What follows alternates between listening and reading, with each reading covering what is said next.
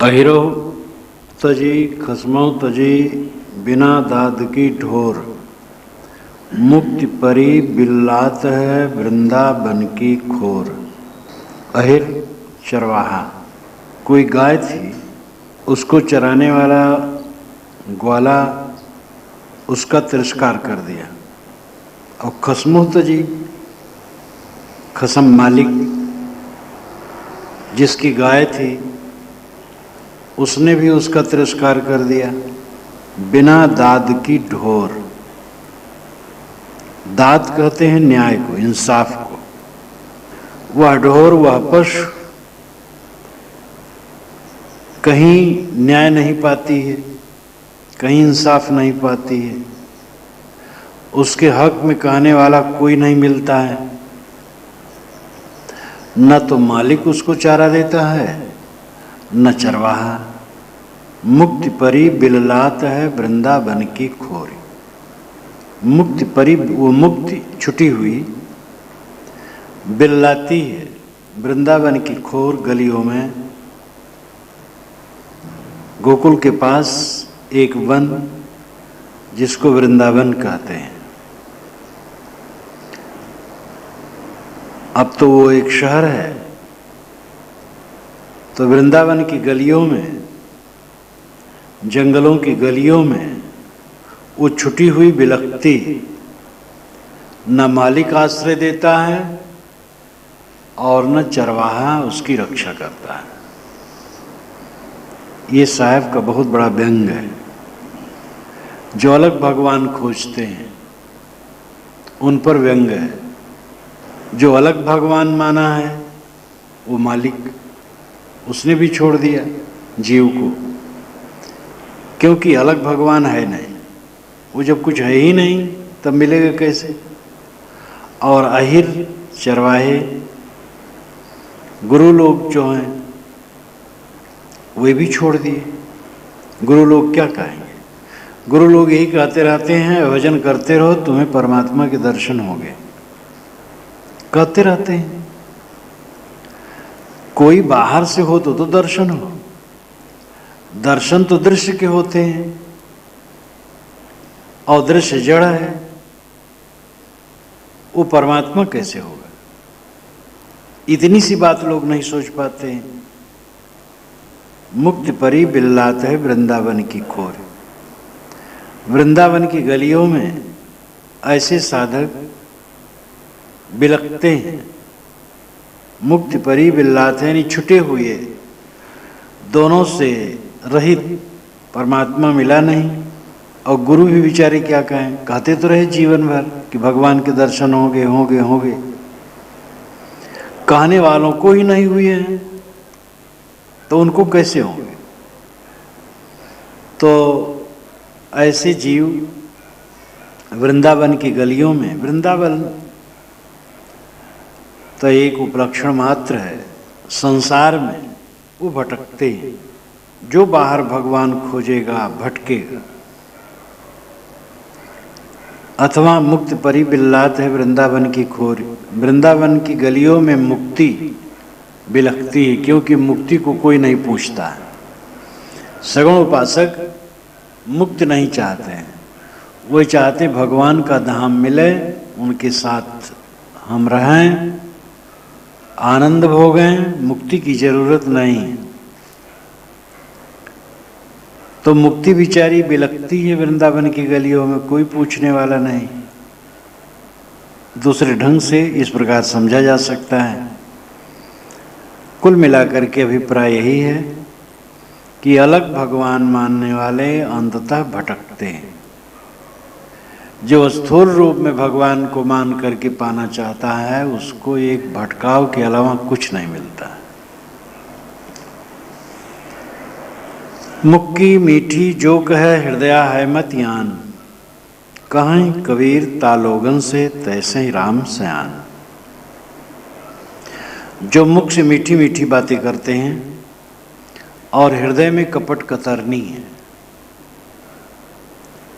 कबीर साहब कहते हैं कि ऐसे लोगों से राम ज्यादा समझदार है। राम को बेवकूफ मत समझना। तुम छिपाते हो राम से, राम क्या नहीं जानता है? कहते हैं भगवान की आंखें हर जगह हैं। तुम दूसरे से छिपा सकते हो, भगवान से, राम से नहीं छिपा सकते। जो लोग घूस लेते हैं, मिलावटबाजी करते हैं, चोर बाजारी करते हैं और अन्याय करते हैं और कहते हैं हम भगवान मानते हैं, कैसे भगवान मानते हैं? भगवान की आंखें कहाँ नहीं है? वो क्या नहीं जानता? और अगर गलत काम करते हैं तो भगवान को कहाँ मानते हैं? अब प्रश्न होता है कहाँ है भगवान जो उसकी आंखें हैं? भगवान सबकी अंतरात्मा है और अंतरात्मा की आंखें हर जगह हैं। किसी व्यक्ति से छिपा करके चोरी कर सकते हो, भगवान से नहीं, अपनी अंतरात्मा से नहीं। दूसरा कोई न जाने हमारी चोरी, ये संभव है, लेकिन हम खुद न जाने ये संभव नहीं। दूसरे की आंखें न देखें ये संभव है, लेकिन मेरी आंखें न देखें, मैं चोरी करूं, मेरी आंखें न देखें, ये कैसे संभव होगा? मेरी आंखें भगवान की आंखें, मेरी अंतरात्मा भगवान है। तो अपनी अंतरात्मा से छिपा करके कोई पाप पुण्य कैसे कर सकता है? सुभान मियाँ की कहानी इसी पर है। सुभान मियाँ बड़े सरल थे। गांव के बाहर एक बेर पेड़ के नीचे बैठे टट्टी कर रहे थे। पके पके बेर गिरे थे, बेर भी खाते गए, टट्टी भी करते गए। रात में गांव में वेश्या का नाच होता था, नाच देखने गए। वेश्या ने गाना शुरू किया, सुभान तेरी बतिया जान गई राम। उन्होंने सोचा बड़ा गड़बड़ हुआ, कहीं इसने देख लिया है, मैंने तो आज यही गलती की है। उन्होंने एक अंगूठी उतार करके दे दी, वो खुश हुई। अगली कड़ी गाई, सुभान तेरी बतिया कह दूंगी राम। अभी तक कही थी जान गई राम, अब कहती कह दूंगी राम। बड़ा कष्ट हुआ उनको। उन्होंने शाल उतार करके दे दिया, इससे खुश हो जाए न कहे। वो इतनी खुश हुई कि उछल करके गाई, सुभान तेरी बतिया कह रही हूं राम। एकदम वारा न्यारा, अब कहने पर तैयार। तब सुभान मियाँ झल्ला उठे। वेश्या की जात, तुम्हें अपनी इज्जत का डर नहीं, दूसरे की इज्जत का डर नहीं, क्या कहोगे? सुभान मियाँ टट्टी करते करते बेर खाते थे, यही तो कहोगे और कुछ कहोगे? वेश्या स्तंभित हो गई, समाज हंस दिया। वेश्या सुभान मियाँ की हरकत जानती नहीं थी, लेकिन सुभान मियाँ अपनी हरकत तो जानते थे। कोई राम से छिपाना चाहे, असंभव है। राम अंतरात्मा है, राम तुम्हारा अपना आपा है, उससे छिपा के कोई पाप नहीं हो सकता है। जो मुख से मीठी मीठी बातें करते हैं और हृदय है मति आन, मत नाम बुद्धि, आन नाम दूसरी, अन्यथा। हृदय में अन्यथा बुद्धि रखते हैं। कहीं कबीर तालोगन से तैसे राम सयान। साहब कहते ऐसे लोगों से राम ज्यादा समझदार है। यहां लगता है कि दो है, एक जीव एक राम, लेकिन एक कहने का तरीका है। तुम ही राम हो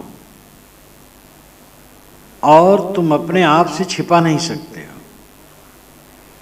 इसलिए अपने लिए सच्चे रहो। सांच बराबर तप नहीं, झूठ बराबर पाप। जाके हृदय सांच है, ताके हृदय आप। इतते सब कोई गए भार लदाए लदाए, उतते कोई न आइया जासों पूछिए धाय। इतते उतते, इतना इधर से संसार से, और उतते स्वर्ग से। होम बलि यज्ञ कुर्बानी के नाम पर जीववध कर करके इधर से सब कर्मों का बोझा लाद लाद करके गए। भारतीय परंपरा के वैदिक शाखा में ये अवधारणा रही है कि यज्ञ करने से स्वर्ग मिलता है, और यज्ञ में पशुवध होता था। इस्लामिक लोग भी कुर्बानी के नाम पर जीवों की हत्या करके समझते हैं स्वर्ग मिलेगा। यहूदियों में भी होम बलि रहा है, वो भी हवन करना था प्राणियों को मार करके। पुरा काल में जितने ईश्वरवादी मत थे सब के सब जीववध करके स्वर्ग की कल्पना करते थे। साहब कहते हैं ये तमाम पाप करके, हत्या करके, बलि कुर्बानी के नाम पर कर्मों का बोझा लाद लाद करके इधर से गए, मरे, स्वर्ग गए। लेकिन उतते कोई नहीं आया जासो पूछिए धाय। स्वर्ग से तो कोई आया नहीं कि जिससे दौड़ के पूछा जाए कि भाई कैसा स्वर्ग मिला, कैसी बिल्डिंग मिली। ये भी साहब का व्यंग है। जीववध करना हत्या है और स्वर्ग इससे नहीं मिलता है। स्वर्ग तो अहिंसा से मिलता है, प्रेम से मिलता है। मन की कोमलता स्वर्ग है, मन की प्रसन्नता स्वर्ग है। जो जीववध करेगा उसको स्वर्ग कैसे मिलेगा? भक्त प्यारी राम की जैसी प्यारी आग, सारा पट्टन जरमुआ बहुर ले आवे माग। जैसे आग प्रिय होती है वैसे राम भक्ति प्रिय होनी चाहिए। आग जब लग जाती है तो सारा पट्टन, सारा बाजार जल जाता है। लेकिन उसके बाद फिर जब जरूरत पड़ती है भोजन बनाने के लिए और काम के लिए तो लोग आग मांग लाते हैं। जिस आग ने पूरे बाजार को भस्म कर दिया, अब उस आग को तो कभी छूना भी नहीं चाहिए, लेकिन काम नहीं चल सकता है। ट्रेन का एक्सीडेंट होता है, सैकड़ों लोग मर जाते हैं। जो बचे हुए लोग हैं वे स्टेशन मास्टर्स के पास जा करके घेर लेते हैं, जल्दी से कोई गाड़ी प्रबंध कीजिए, हम लोगों को अपनी जगह जाना है। जिस ट्रेन ने इतना बड़ा खतरा कर दिया उसी ट्रेन पर तत्काल चढ़ने के तैयार है। बस का एक्सीडेंट हो, हवाई जहाज का हो, बचे हुए लोग, हवाई जहाज के एक्सीडेंट होने पर तो कम लोग बचते हैं। वैसे एक बार मोरारजी देसाई जब प्रधानमंत्री थे तो एक्सीडेंट हुआ था, लेकिन सब के सब बच गए थे। हवाई जहाज बिल्कुल आते आते आते जमीन में उतर गया। बिहार बंगाल की तरफ थे और मोरारजी देसाई उतर करके उससे आ करके एक किसान का घर था, उसके दरवाजे पर, उसकी खाट पर बैठे। जब किसान समझ पाया बड़ा खुश हुआ, प्रधानमंत्री हमारे दरवाजे पर आ गए। कभी कभी ऐसा होता है, नहीं तो हवाई जहाज का एक्सीडेंट तो सबको स्वाहा कर देता है। तो आदमी कहाँ तक खतरा से डरता रहे? शरीर एक फोड़ा है, कूड़ा कचरा है, इसके लिए भय करने की जरूरत नहीं। जब जो होना होगा हो जाएगा। काम अपना करो, इस कूड़े कचड़े से अपने को निकालो, तुम शुद्ध चैतन्य हो। ये अंत में रहने वाला नहीं है, और रह करके तो और दुख देगा, और ज़्यादा दिन रह जाए तो और दुख देगा। इस फोड़े में आने का फल है इस फोड़े का मुंह छूट जाए। शरीर फोड़ा, कूड़ा कचड़ा, गंदगी पिटारा, दुखों का घर है। तुम शुद्ध बुद्ध चैतन्य हो, स्वरूप स्थित जीवन का लक्ष्य है, वह काम करो। भक्त प्यारी राम की जैसे प्यारी आग। राम की भक्ति उसी प्रकार प्रिय होनी चाहिए जैसे आग प्रिय होती। कुछ लोग भक्त होते हैं और उसके पश्चात उनकी भैंस मर जाती है, यह मानो घर का कोई आदमी मर गया, या उनको कोई असाध्य बीमारी आ गई, तो लोग कहते भक्ति नहीं छाछती। और जो भक्त नहीं हुए हैं उनका जब ऐसा होता तब ये तो अपना कर्मफल भोग है, ऐसा समय से हो जाता है। कठिनाइयों के आने पर जो अपने उद्देश्य से विचलित हो जाए वो कभी भी सफल नहीं हो सकता है। किसी भी काम में बिना कठिनाई की सफलता नहीं होती। आलसी आदमी कुछ नहीं कर सकता है। वीर बनो और अपने मार्ग में दृढ़ हो। भक्त प्यारी राम की जैसी प्यारी आग, सारा पट्टन जरमुआ बहुर ले आवे मांग। भक्ति क्या है? राम की भक्ति क्या है? भक्त प्यारी राम की। राम बाहर भी है, भीतर भी है। बाहर के राम की सेवा और भीतर राम में विश्राम। बाहर का राम देखो सब बैठा है, समष्टि के रूप में राम बैठा है। प्राणियों का समूह राम है, परमात्मा है। तो जो बाहर के राम हैं, इनकी सेवा करो। सेवा का मतलब है कि किसी कष्ट पहले न दो। सेवा तो तुम क्या करोगे? तुम्हारे पास इतना सामर्थ्य नहीं है कि सबकी सेवा करो। पहली बात तो यह है कि किसी को तकलीफ न दो, किसी का हक न मारो। फिर जितना बन सके जहां पर सेवा करो और आंखें खोलें, जो दिखाई दे समझो राम रूप है। तो बाहर के राम जो सजाती हैं उनकी सेवा करो। भीतर का राम तुम्हारा अपना स्वरूप है, वही तुम्हारा निधान है। और यहाँ कुछ नहीं है, धोखा है, झूठ है, सब झूठ है। शरीर झूठ है, संबंध झूठ है, प्राणी पदार्थों का संगम झूठ है। और इसकी गर्माहट में जो भूलता है वो धोखा खाता है। इसलिए सबका मोह छोड़ करके, सबकी आसक्ति छोड़ करके अपने स्वरूप राम में विश्राम, ये जीवन का फल है। साधक को ऐसा जीवन बनाना चाहिए, ऐसी धारणा पक्की होनी चाहिए कि चाहे जब शरीर छूटे मुक्त है वो। जो सारी वासनाओं को हरदम त्यागे रहता है, चाहे जब शरीर छूट जाए। छूटेगा क्या? क्या मेरा है जो छूटेगा?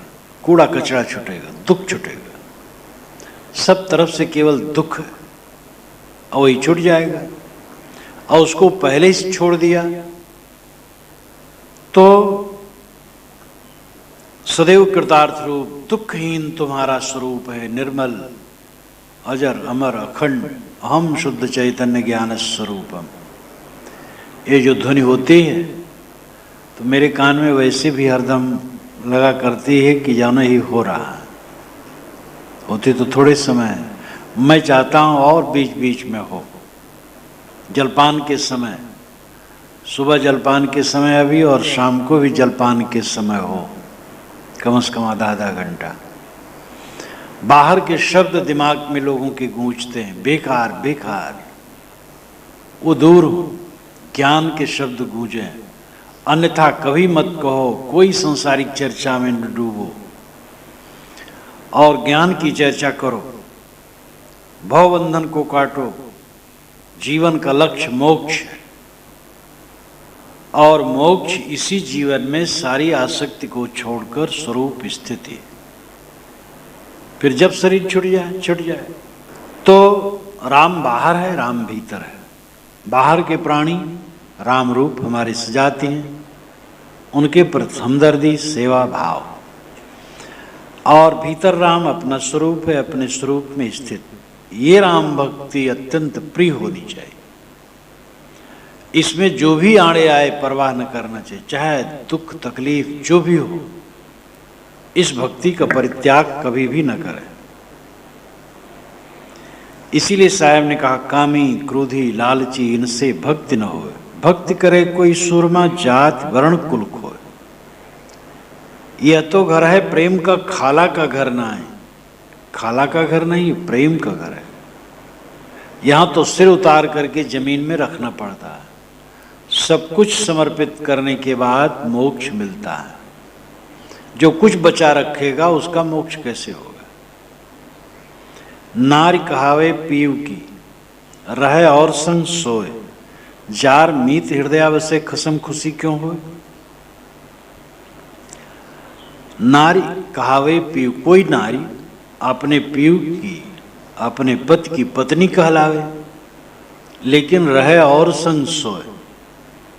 वो दूसरे के साथ में सो जाए, जार के साथ हो रहे। जार मीत हृदयावश है। जार का मतलब है पराई स्त्री से प्रेम करने वाला व्यभिचारी। और ऐसे व्यभिचारी को अपने हृदय में वो बसाए। जार मीत हृदयावश है, उससे मित्रता करे, खसम खुशी क्यों हो? तो उसका पति खुश कैसे होगा? कभी खुश नहीं हो सकता। जो गुरु भक्त, राम भक्त कहला करके और जगह प्रेम करते हैं, देवी देवता, विषय वासना संसार में, तो गुरु कैसे खुश होंगे? राम कैसे खुश होंगे? पीयू गुरु है, राम है। पीयू नाम मालिक स्वामी, जो हमारी रक्षा करे, हमारा कल्याण करे, वो पीयू है। केवल छूटे आपने, कीरे छुड़ावे पीयू। पति, पीयू पति, राष्ट्रपति, राष्ट्र का पति, राष्ट्र का स्वामी, सभापति, सभा का स्वामी। तो गुरु हमारा पीयू है, राम हमारा पीयू है। गुरु तो अलग है, राम तो अपना स्वरूप ही है। लेकिन ये समझो कि तुम अपने पीयू स्वयं हो, अपने मालिक स्वयं हो। अत्ता ही यत्तनो नाथो, अत्ता ही यत्तनो गति। महात्मा बुद्ध ने कहा, आत्मा ही आत्मा की गति है, आत्मा ही आत्मा का स्वामी है। उनके यहाँ आत्मा तो दूसरे ढंग से कहते हैं, लेकिन फिर भी अत्ता कहना पड़ा उनको। तो अत्ता ही यत्तनो नाथो, आत्मा ही आत्मा का स्वामी है। अवत्ता ही यत्तनो गति, आत्मा ही आत्मा की गति नाम पहुंच, उपलब्धि, प्राप्ति। अपने आप को छोड़ के क्या पाओगे? तो निस्वरूप अपना पीयू है। और निस्वरूप की स्थिति छोड़ करके जो विषयों में रमे, तो निस्वरूप की स्थिति कैसे होगी? आत्मा कैसे प्रसन्न होगा? अगर हम आत्मा को छोड़ करके विषयों में बहते हैं, देवी देवताओं में भटकते हैं, तो स्वरूप स्थिति कैसे होगी? सदगुरु, यथार्थ सदगुरु कैसे प्रसन्न होगा? जो चेला भटकता है बाहर, इसलिए न तो गुरु प्रसन्न होगा, न राम प्रसन्न होगा। जो स्वरूप ज्ञान, स्वरूप स्थित का आचरण छोड़कर भटकेगा, गुरु प्रसन्न नहीं हो सकता और राम प्रसन्न नहीं हो सकता, अपनी अंतरात्मा संतुष्ट नहीं हो सकती। इसलिए सारी भ्रांत छोड़कर स्वरूप स्थित करो। सज्जन से दुर्जन भया, सुन काहू की बोल। कांसा तामा वह रहा, हता टिकों का मोल। आदमी सज्जन था लेकिन दुर्जन हो गया। कैसे हो गया? सुन काहू की बोल, काहू की बोल सुनकर। काहू नाम व्यापार की, जिनके पास विवेक नहीं, समझ नहीं, उनकी बात सुन करके दुर्जन हो गए। चीटी चावल ले चली, बीच में मिल गई दार। काई कबीर संसो पड़ा, एकले दूची टार। चीटी चावल लेके चली, बीच में दाल मिल गई और रुक गई। दाल का लोभ हो गया, इतने में कबीर साहब आ गए। उन्होंने कहा, भाई एक ले दूसरे को छोड़, दोनों नहीं बनेंगे, या तो चावल या तो दाल। अब तुम मोक्ष भी चाहते हो और विषय वासना भी चाहते हो, कैसे बने? जोर से हंसना भी चाहते हो, गाल भी फुलाना चाहते हो। कठ उपनिषद में यमाचार्य ने नचिकेता से कहा है, ये श्रेय मार्ग, प्रेम मार्ग, दोनों की दिशाएं बिल्कुल दूर अलग अलग है। श्रेय चाहे तो प्रेय छोड़ना पड़ेगा और प्रेय चाहे तो श्रेय छोड़ना पड़ेगा। प्रेय नाम विषय वासना जो प्रिय लगती है, श्रेय नाम ऊंचा कल्याण दशा। तो मोक्ष मार्ग और भोग मार्ग दोनों की दिशाएं बिल्कुल विपरीत हैं। सज्जन दुर्जन हो गया, सुन काहू की बोल, बेपारखी की बोल, अविवेकी की बोल सुन सुन करके। कासा तामा हो रहा हता ठिकों का मोल। हता नाम था तो ठीक मोल का, सोना रत्न, लेकिन अपने को न समझ करके कासा तामा हो गया। कांसा दो धातुओं से बनी एक धातु, तांबे और जस्ते के मेल से ये बनता है। और तामा बहुत प्रसिद्ध है, ये स्वयं धातु है। तो कासा तामा होए रहा, हता ठिकों का मोल, ठीक कीमत का था, सोना था, रत्न था, लेकिन कासा तामा हो गया। तुम कृतार्थ हो, मंगलमय और दुखी हो। दुख तो तुम्हारे पास फटकना भी नहीं चाहिए। सदैव आनंद कंद, सदैव सुखी, और दुखी हो क्योंकि अपने को नहीं समझते हो। और समझ भी जाते हो तो जो अध्यास है वो दबाते हैं, उनको काटना नहीं जानते हो। जितनी साधना करनी चाहिए उतनी साधना नहीं करते हो। समय तो बहुत बीत गया, सन्मार्ग में आए, लेकिन अपेक्षित लाभ नहीं हुआ। क्यों नहीं? जो करना चाहिए नहीं किए, और करते रहे, भटकते रहे। मन वाणी कर्मों से पूर्ण समर्पित होकर के साधना का काम जो करेगा उसी का कल्याण होगा। ठीक कीमत तुम्हारी और तुम कासा तामा में बिक रहे हो। मनुष्य पत्थर की कीमत का भी नहीं रहा। मनुष्य जो सर्वोच्च प्राणी है वो पत्थर की पिंडी के सामने नाक रगड़ता है, भोग मोक्ष मांगता है। पेड़ के सामने, नदी के सामने, समुद्र के सामने, सूरज के सामने, जड़ पदार्थों के सामने आदमी नाक रगड़ रगड़ करके मोक्ष मांगता है, भोग मांगता है। साहब कहते हैं कि इतने उत्तम तुम चैतन्य विवेकवान और जड़ पिंडियों के सामने नाक रगड़ते हो। तुम स्वयं तृप्त स्वरूप विषयों के गुलाम बन रहे हो। स्वाद, रस, स्पर्श, गंध, रूप, इनमें भटक रहे हो। ये तुम्हारा दुर्भाग्य। बिरहीन साजी आरती, दर्शन दीजे राम, मोये दर्शन दे होगे तो आवे कौने काम। बिरहीन कहते हैं जो पति से बिछुड़ी हो। बिरह का मतलब है वियोग। माधुर्य भक्ति वाले मानते हैं कि हम पत्नी हैं और ईश्वर पति है। सूफी संत जो इस्लामिक होते हैं वे मानते हैं कि हम पति हैं और ईश्वर पत्नी है। वे मानते हैं कि स्त्री में स्वाभाविक आकर्षण होता है। अगर ईश्वर को हम स्त्री माने तो हमारा उनमें आकर्षण होगा। और हिंदू जो इस ढंग के उपासक हैं वे मानते हैं कि हमें ईश्वर को खुश करना है, इसलिए स्वयं स्त्री बन जाना है। ये दोनों कुपंथ है और ये मार्ग अच्छा नहीं। सदगुरु कबीर ने बीजक में इसका खंडन किया।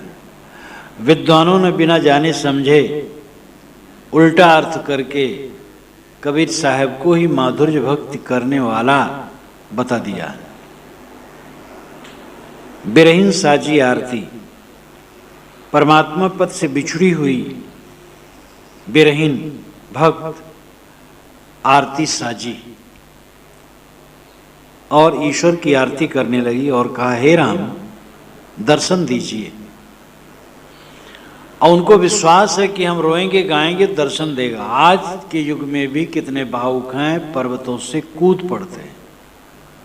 वे विश्वास करते हैं जब कूदेंगे तब तो भगवान गोद में ले लेंगे, और कूदते हैं टूट फाट के, गिर के मर जाते हैं, बस कुछ नहीं होता। मोये दर्शन देओगे तो आवे कौने काम। अगर मरने पर दर्शन दोगे तो किस काम आएगा। साहब के व्यंग करते हैं। कुछ गुरु लोग कहते हैं कि भाई अभी परमात्मा नहीं मिला है तो मरने के बाद मिलेगा। साहब कहते मर जाओगे तब क्या पता है कि दर्शन देगा कि नहीं देगा। आज दर्शन हो तो ठीक, लेकिन जिसका दर्शन होगा तो रूप होगा, तो रूप परमात्मा कैसे होगा? अरूपम अगंधम अस्पर्शम, श्रुतियों में कहा गया, और रूप रहित, शब्द रहित, गंध रहित, रस रहित, सारे विषयों से रहित है। ये चक्षुषा न पश्यति एन चक्षुंस पश्यति तदेव ब्रह्मत्वं विद्धि नेदम यदिदम उपास्ते। ये चक्षुषा न पश्यति, आंखें जिसको नहीं देख सकती, एन चक्षुंस पश्यति, किंतु जिसकी सत्ता से आंखें देखती, तदेव ब्रह्मत्वं विद्धि, उसी को ही तू ब्रह्म जान। नेदम यदिदम उपास्ते ना इदम यदिदम उपास्ते, यह जिसकी तुम उपासना करता है रूप का, वो ब्रह्म नहीं। ऐसे प्राण शब्द सभी के लिए कहा गया। तो भास दृश्य जब शांत हो जाता है तब स्वयं स्वरूप की स्थिति होती है। पल में परलय बीतिया लोगहि लागू तमारी, आगल सोच निवारी के पाछल करो गुहारी। पल में परलय हो जाएगा और बीतिया सब ठंडा हो जाएगा, अंगीठी बुझ जाएगी, तापने वाले खिसक जाएंगे। ये रहने वाला नहीं है कुछ।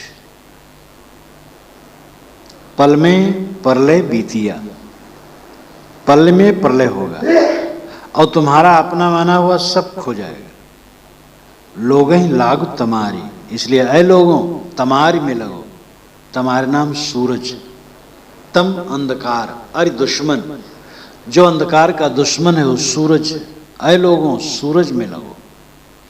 लक्षणार्थ है इसका, सूरज नाम ज्ञान, ज्ञान में लगो, स्वरूप ज्ञान में लगो। तुम जिसमें रम रहे हो वो खो जाने वाला है, और जो कभी नहीं खोने वाला है उसको तुम भूले हो। पल में परलय बीतिया, जो तुम जिसमें तुम अटके हो, मोह कर रहे हो और पैर पसार करके सो रहे हो, वो तो क्षण ही में बीत जाएगा, प्रलय हो जाएगा तुम्हारे शरीर का और गया सब। इसलिए ऐ लोगों सावधान, यहां तुम्हारा कुछ नहीं। तमारी में लगो, ज्ञान में लगो, स्वरूप ज्ञान में लगो, अपने आप में आओ। आगल सोच निवारी के पाछल करो गुहारी। आगल और पाछल का सोच निवार करके गुहार करो। आगे पीछे की चिंता छोड़ करके गुहार करो। सत्संग में जा करके चिल्लाओ, हे सद्गुरु, हे संत, हमारा उद्धार करो। इसका भी लाक्षणिक अर्थ है कि गुरु संतों के पास जाओ जो इस मार्ग में लगे हैं। वेशधारी भी बहुत हैं जो स्वयं भटके हैं, लेकिन जो लगे हो, जो कल्याण मार्ग में, मोक्ष दिशा में लगे हो, मोक्ष का काम करते हो, ऐसे संत गुरु के पास जाकर के गुहारी करो। मतलब उनसे पूछो, जांचो, समझो, विचारो, उनका साहचर्य प्राप्त करो। अवागल और पाछल सोच छोड़ दो। पहले क्या कर डाले ये न सोचो, आगे क्या होगा इसको भी न सोचो, बस वर्तमान में अपने को सुधारो। साधक को चाहिए कि भूत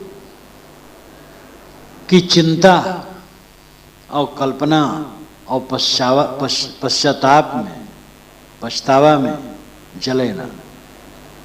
आगे भविष्य की मनोरम कल्पना में, आशा में पुलकित हो करके समय बर्बाद न करे। भूत की चिंता, भविष्य की कल्पना होती रहती। भूत की चिंता, ऐसा करता तो ऐसा हो जाता, ऐसा नहीं किया, बड़ा गड़बड़ हो गया। भूत के विषय में लोग पश्चाताप और चिंता में जलते रहते हैं, और भविष्य के लिए कल्पना, ये करूंगा तो वो होगा, तो वो होगा, तो वो होगा। भूत मरा है और भविष्य स्वप्न है। वर्तमान में जागो, वर्तमान में सत्संग करके अपना उद्धार करो, या आगल सोच निवार के पाछल करो गुहारी। सीधा अर्थ आगल सोच निवारी के, आगे जो आगे की चिंता, उसकी चिंता न करो। पाछल के विषय में गुहार करो। जो बीत गया है उसको सोचो और उसको छीड़ करो। आज तक जो बीत गया है उसके लिए जाकर के संतों से पूछो जाचो, जो तुम कर डाले हो उसकी वासना ध्वंस कैसे हो, ये सोचो। आगे तो कुछ किए नहीं हो, भविष्य में तो भविष्य आएगा जब, तब वर्तमान होगा तब कुछ करोगे। इसलिए अभी तक जो तुम किए हो उसका निर्वाह करो। कृतम मस्मर कृतम मस्मर, कृतम मस्मर कृतम मस्मर, ये वेद का वचन है। जो तूने कर डाला है उसका स्मरण कर, उसका निदान कर और समझ अच्छी तरह कि जो गलती हो गई गलती न दोहराओ। गलती के लिए पश्चाताप में घुलो ना, हो गई हो गई, अब उसको दोहराओ मत। सारी वासनाओं को त्याग करो। गांजा भांग बीड़ी सिगरेट पीते थे, तंबाकू खाते थे, छोड़ दो, फिर न खाओ पियो, मोह भी उसका छूट जाए। काम वासना में पड़े थे, अब छोड़ दो, अब उसमें न पड़ो। मोह ममता में थे, अब वैसा न करो। अमुक अमुक गलतियां कर डाले थे, अब ऐसा न करो। तो इस प्रकार जो पाछल पीछे का है उसके लिए गुहार करो। संतों से जाके पूछो कि जो मैंने कर डाला है उसका निर्वाह कैसे होगा। तो उसके निर्वाह का रास्ता यही है कि फिर उसको न दोहराओ और आगल का सोच न करो। पीछे के विकारों को ध्वंस कर देने पर वर्तमान उज्जवल हो जाएगा और भविष्य भी उज्जवल होगा, क्योंकि सारा भविष्य वर्तमान होगा। और वर्तमान में जब तुम ठीक होगे तो सारा भविष्य ठीक होता जाएगा। इसलिए मोह छोड़ो और ज्ञान में लगो। एक समाना सकल में, सकल समाना ताए, कबीर समाना बूझ में जहां दूतिया ना है। एक कहते मन को,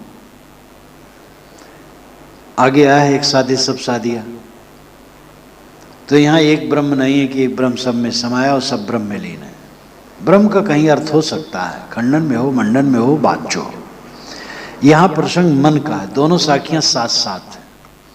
एक समाना सकल में, सकल समाना ताए, कबीर समाना बूझ में जहां दूतिया नाए। एक साधे सब साधिया, सब साधे एक जाए, जैसा सींचे मूल को फूले फले अघाए। एक मन सब में समाया है और सब मन में समाया है। एक समाना सकल में और सकल समाना ताए। एक मन सब में डूबा है और सब मन में डूबा है। कहने के दो तरीके हुए, बात एक है। हमारा मन दुनिया के विषयों में डूबा है और दुनिया के विषय हमारे मन में डूबे हैं। मनुष्य के अंदर बाहर संसार धू धू करके गुजरता है। संसार में वो डूबा पड़ा, हरदम राग द्वेष काम क्रोध लोभ मोह देहाभिमान विषयासक्ति, इसी में पचता रहता है। एक समाना सकल, मन सब में समाया। सब का अर्थ जो जहां मान्यता है, मान्यता ने उसमें कुछ नहीं समाया है। दूसरे मकान है उसमें हमारा मन नहीं समाया, अपने मकान में समाया है। अपने मकान की दुरुस्ती हम करते हैं, व्यवहार के लिए उसकी आवश्यकता है। मोह नहीं करना। आग से भोजन पकाना है लेकिन चिपक नहीं जाना, नहीं जल जाना होगा। तो जहां जहां हमारी मान्यता है वहां वहां हमारा मन समाया है और सारी मान्यताएं हमारे मन में समाई है। लेकिन इससे हट करके भी कुछ इंसान होते हैं। कबीर समाना बूझ में। कबीर साहब कहते हैं कि जो विवेकवान है वो बूझ में समाये होते हैं, अथवा कबीर बूझ में समाये हैं।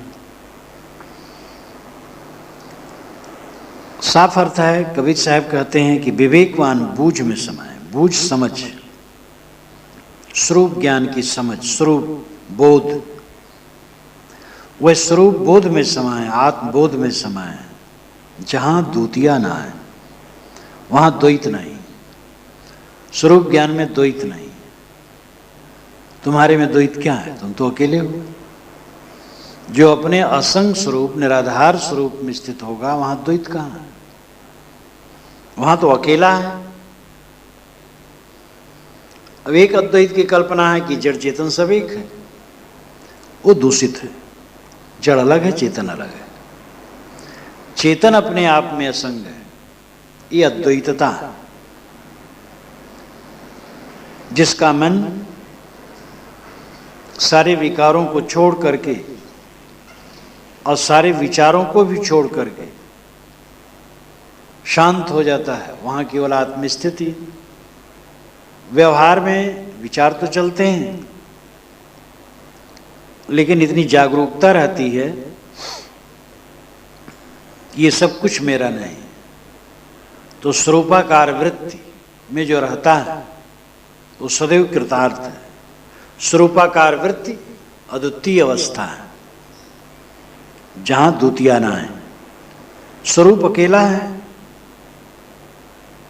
अपना आपा अपना अस्तित्व अकेला है। संसारी आदमी का मन दुनिया में डूबा है, दुनिया उनके मन में डूबी है।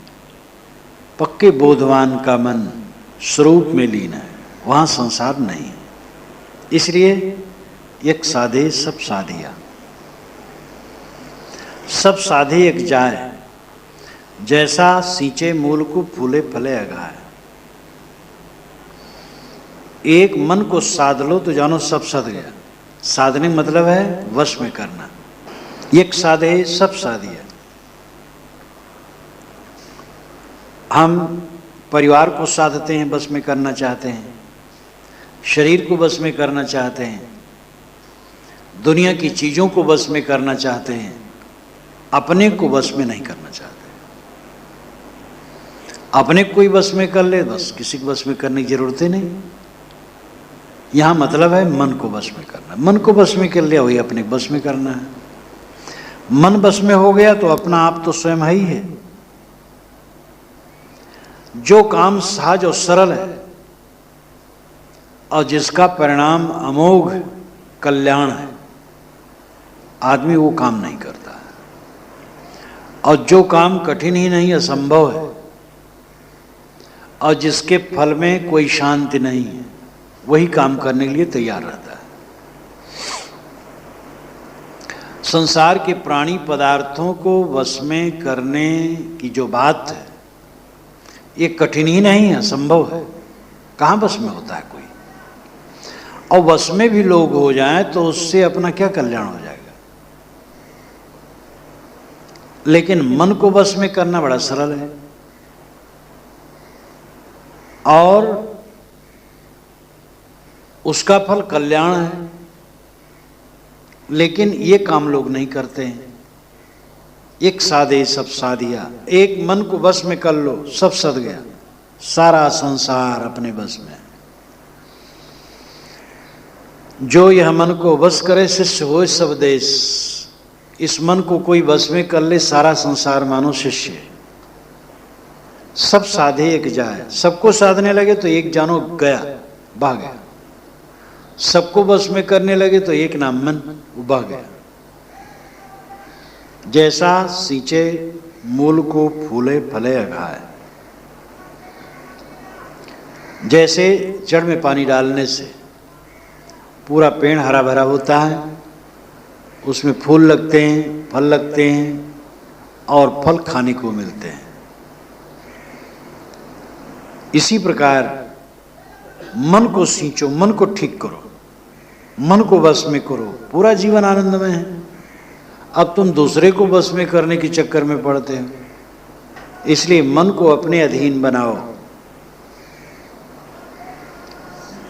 यह काम लोग नहीं करते।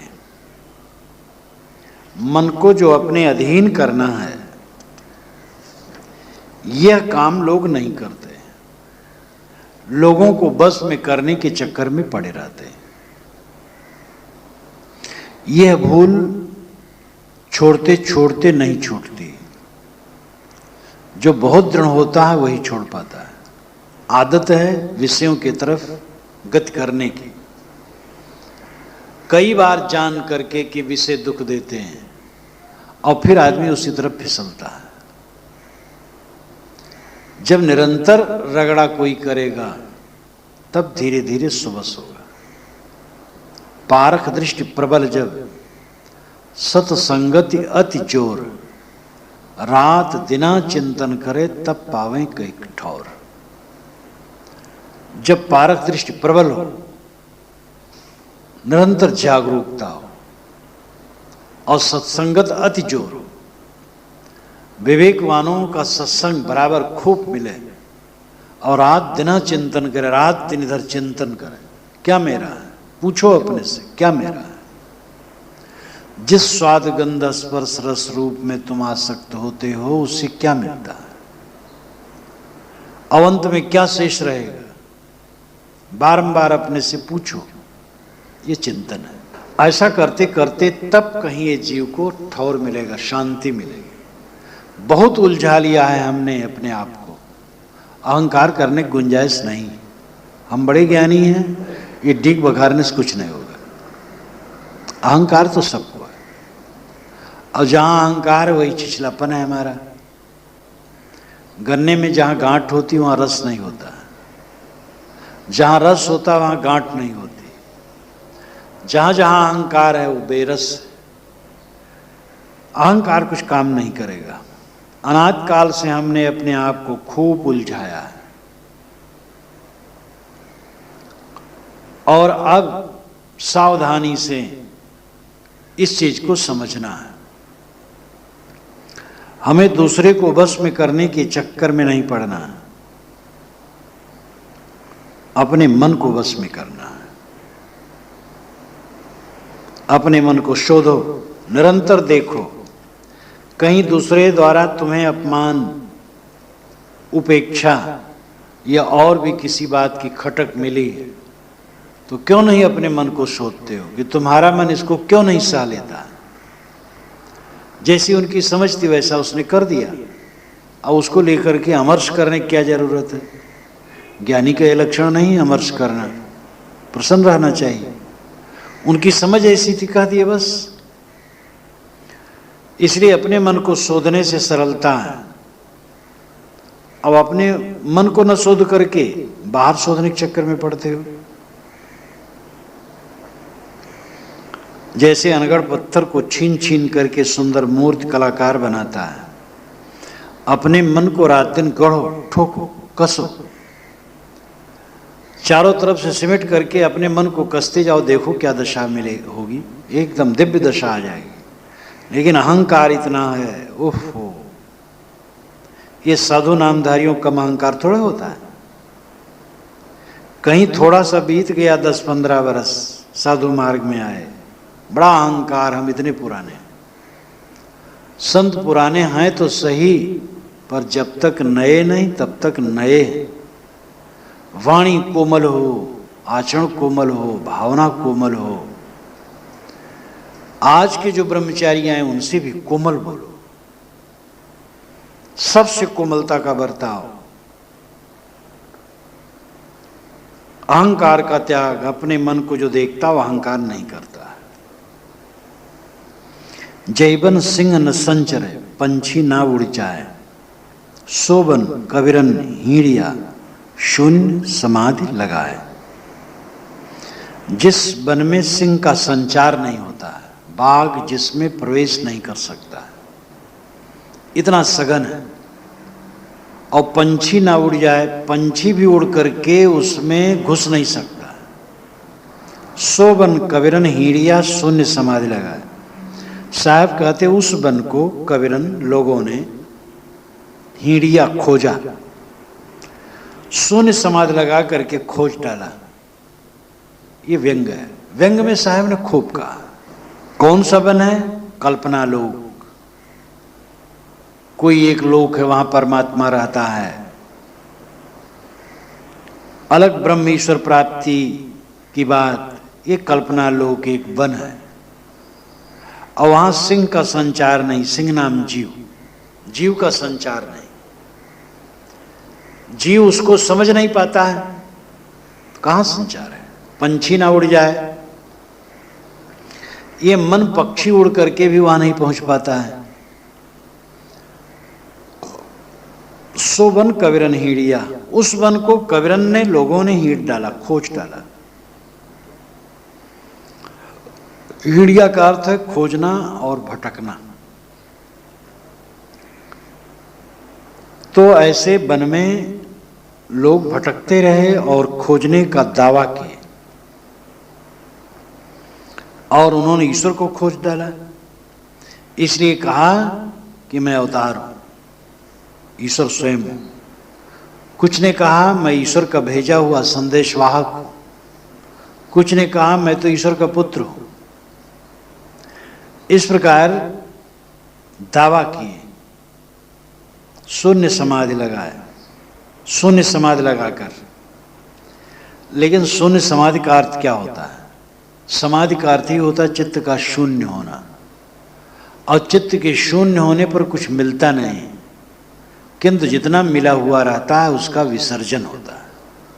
और यही असली दशा है। ये बिल्कुल तथ्य है, कोई विश्वास की बात नहीं है। थोड़ा दृष्टि उल्टा करके समझो, बस समझ में आ जाए। ध्यान का अर्थ क्या है? ध्यानम निर्विषयम मनः, चित्त का शांत हो जाना, शून्य हो जाना एक बात है। शांत हो गया शून्य हो गया, शून्य हो गया शांत हो गया। चित्त जब चलता नहीं है तब शांत हो गया, चित्त जब चलता नहीं, कोई आकार नहीं आता, बस वही शून्य हो गया। अब वहां क्या पाओगे? अगर वहां कोई भगवान देखते हो तो चित्त शून्य कहां हुआ? उस चित्त से देख रहे हो कल्पना में, कोई आकार बना रहे हो, कोई लाल पीला उजला अमुक रंग रूप वाला। जब चित्त शून्य होगा तो संसार शांत है, खत्म है, और वहां शुद्ध चैतन्य मात्र है। पूर्ण ध्यान की अवस्था में दो बातें रहती हैं, शांति और शुद्ध चेतना। संकल्प एकदम शांत हो गए, शांति हो गई, गहरी शांति। और उस गहरी शांति के अंतराल में शुद्ध चेतना अपना आपा है, स्वयं तुम हो। अब इसके अलावा कोई आकार प्रकार आया तो समाधि कहां लगी? तो साहब कहते तुम शून्य समाधि को ही उलट करके समझ लो, तो ये भटकने की जरूरत नहीं बाहर भगवान खोजने की। तो जहां जीव नहीं पहुंचता, मन नहीं पहुंचता, वहां इन पीर पैगंबरों ने, बड़े बड़े गुरुओं ने शून्य समाधि लगा करके खोज डाले भगवान को, और प्रचार करने लगे कि अमुक लोक में ट्रांसफर कर देंगे, शिव लोक ऊपर है वहां भेज देंगे, साकेत लोक है और लोक है। सांच कहो तो है नहीं, झूठे लाग पियारी, मुंह सिर ढारे ठेकुरी सींचे और की क्यारी। कहने का तरीका साहब का कितना लासानी है, अद्वितीय। सांच कहो तो है नहीं। अगर भाई सच्ची बात पूछते हो तो भगवान बाहर कहां है? ईश्वर खोज रहे हो, जो है ही नहीं उसको खोज रहे हो, और जो है उसको सोच नहीं रहे हो। जहां नहीं तहां सब कुछ जानी, जहां है ताले पहचाने। जहां नहीं तहां सब कुछ जाने, जहां है ही नहीं वहां तूने सब कुछ समझ लिया, और जहां है वहां पहचानता नहीं, वहां पहचान। तो सांच कहो तो है नहीं। अगर तुम मुझसे सच्ची बात पूछते हो तो ये आत्मा के अलावा कहीं परमात्मा नहीं। झूठे लागू प्यारी, लेकिन लोगों को झूठी बातें बड़ी प्यारी लगती है। उनके सामने लंबी चौड़ी बात करो, ऐसा भगवान, इतने हाथ वाला, इतने पैर वाला, उसके आंखें एकदम कमल के समान, इतना सुंदर सुंदर, बड़ा अच्छा लगता है। और वो दिव्य धाम, 12 सूरज वहां चमकते हैं, प्रकाश प्रकाश, लेकिन बड़ी शीतलता, उसमें गर्मी नहीं है। वहां की सड़कें सोने की, और मोहरे जड़े हैं, हीरे पन्ने पोखराज जड़े हैं। वहां की सवारी क्या पूछना। और फिर वर्णन करते करते तो पुल बांध देते हैं, फिर तो भक्त लोगों के मन में लहर आ जाती है। ऐसे भगवान के धाम में पहुंचना। साहब कहते हैं कि सांच कहो तो है नहीं। कोई आया होगा, पूछा होगा, तो साहब ने कहा भाई देखो, अगर सच्ची बात पूछ रहे हो तो बाहर कुछ है वे नहीं, न स्वर्ग है न भगवान है। स्वर्ग है मन की पवित्रता, भगवान आत्मा है। मन पवित्र हुआ, आप अपने आप में लौटा, भगवान को पा गए। लेकिन झूठे लाग प्यारी, लोगों को झूठी बातें बड़ी प्यारी लगती, इसलिए बाहर की कल्पना करते हैं। मोह सिर ढारे ढेकुली, मेरे सिर पर ढेकुली ढालते हैं और सींचे और की क्यारी, और दूसरे की क्यारी सींचते हैं। काव्य गुण कितना बढ़िया इसमें। मोह सिर ढारे ढेकुली, ढारे ढेकुली अनुप्रास अलंकार। मेरे सिर पर ढेकुली ढालते हैं और दूसरे की क्यारी सींचते हैं। कहते मैं कबीर साहब का अनुगामी हूं, और बिल्कुल उल्टा काम।